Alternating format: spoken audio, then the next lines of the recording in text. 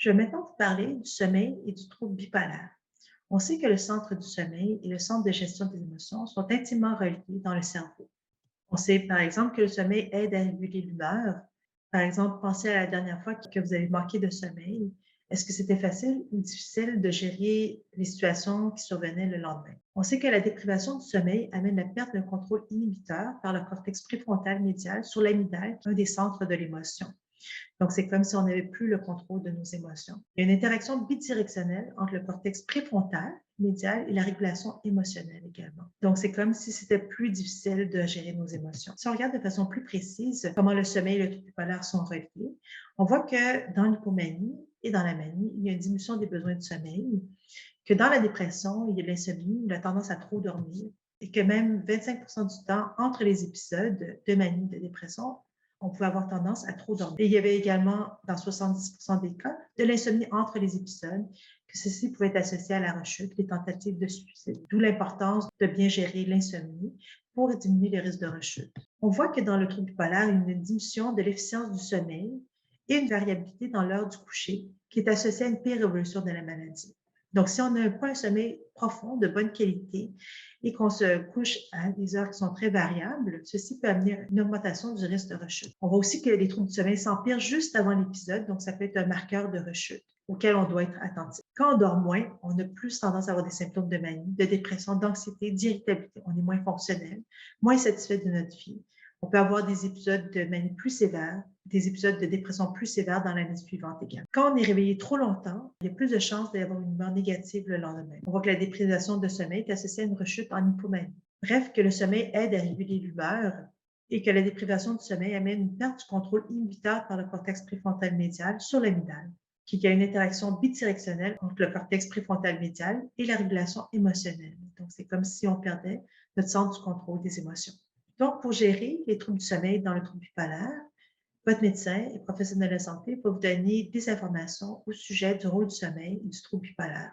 Il va vous parler du rôle de l'environnement dans l'entraînement des rythmes de veille et de sommeil. Donc, l'importance, par exemple, des activités programmées dans la journée pour vous inciter à vous lever et vous coucher à des heures régulières, ainsi que manger vos 3 repas par jour et d'être en contact avec d'autres personnes pendant la journée. Ces éléments-là ont un rôle très important dans le maintien d'une stabilité au niveau de l'humeur.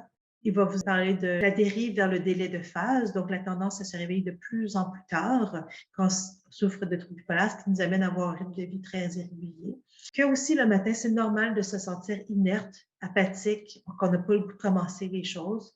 Puis c'est normal aussi de se sentir plus somnolent à l'éveil, mais qu'il ne faut pas écouter cet état pour rester dans notre lit parce que ça va nous amener à se réveiller de plus en plus tard et ce qui va nous amener à avoir une routine de vie qui est très irrégulière et plus de chances de rechute.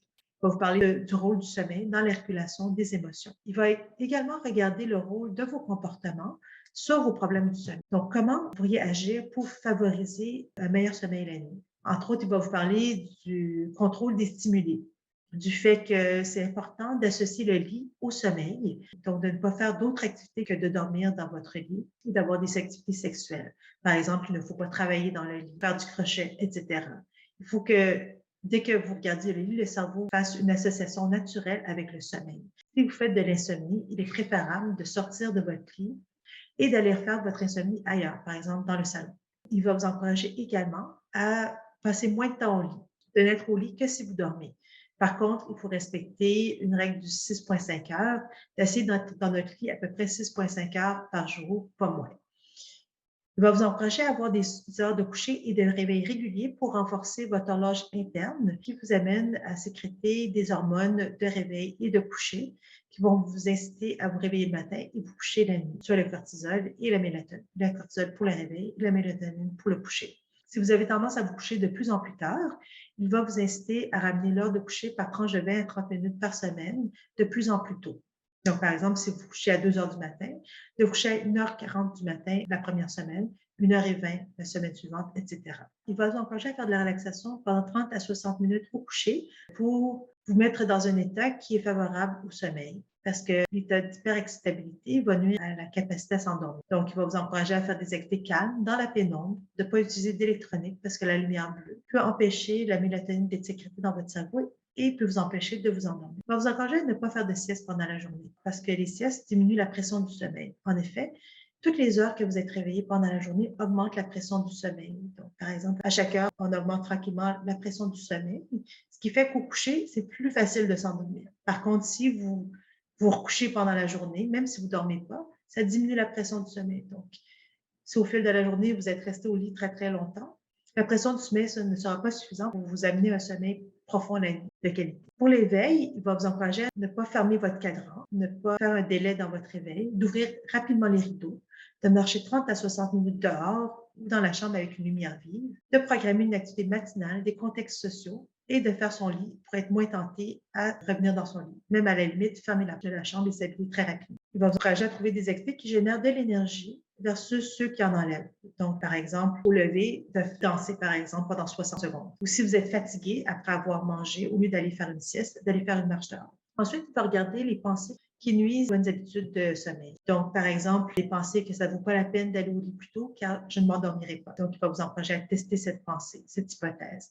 La télévision m'aide à m'endormir, ce qui vous a amené à regarder la télévision, qui produit la lumière bleue, qui va vous empêcher de bien sécréter la mélatonine, qui vous incite à dormir la nuit. De penser que la médication est la seule chose qui contribue à ma somnolence. À ce moment-là, ça peut vous amener à vouloir prendre de plus en plus de médicaments qui vont en effet le lendemain de vous rendre très fatigué, vous amener à rester plus longtemps au lit et le cercle vicieux est déclenché. Il va vous donner des techniques pour diminuer les inquiétudes, les ruminations, l'hypervigilance au coucher par des périodes d'inquiétude, la révélation cognitive. Par exemple, en utilisant des périodes d'inquiétude ou en anglais worry times. Cette technique consiste à écrire dans un journal de bord les inquiétudes chaque fois que vous en avez pendant la journée, puis de vous dire je vais m'inquiéter plus tard à telle heure de la journée. Par exemple, à 19 heures, je vais m'inquiéter. Je vais regarder mon journal de bord puis je vais m'inquiéter sur toutes ces choses-là pendant 1 heure de temps. D'habitude, ce que les gens nous disent, c'est qu'en faisant cette technique, au lieu de s'inquiéter 24 heures sur 24, ils ne s'inquiètent plus qu'1 heure par jour et même moins qu'1 heure par jour parce que la force des inquiétudes est moins importante lorsqu'on impose une période de délai. C'est comme si on était capable plus facilement de prendre du recul. Donc, c'est une technique peut-être à utiliser si vous avez tendance à vous inquiéter toute la journée. De réévaluer la croyance que de se sentir un peu mêlé au lever est anormal et que ça indique que je dois dormir plus ou qu'il était normal de me sentir fatiguée pendant le jour. Donc, c'est normal de se sentir un peu inerte au lever, un peu mêlé, de faire l'expérience comportementale à ce moment-là, de sortir du lit immédiatement, d'aller faire une marche dehors, versus de rester au coucher puis de voir dans cette journée que je suis restée au lit, est-ce que j'étais plus ou moins alerte.